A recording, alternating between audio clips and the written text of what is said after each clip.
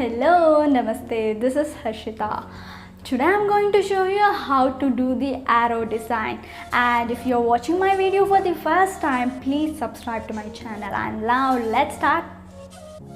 For today's nail art video, I'm going to use pink nail polish, black color and Fevicol for removing extras and tip guides. I left the link in the description. You can go and buy in the online.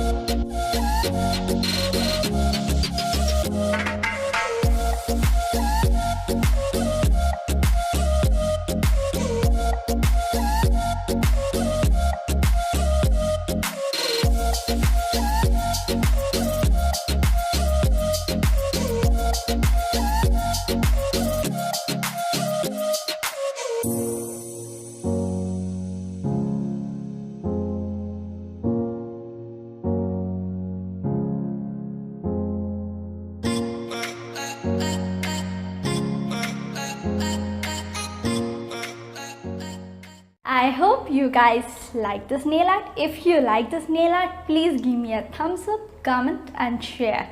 And I upload my videos on Monday and Thursday, so please don't forget to subscribe to my channel and press notification bell icon. Namaste.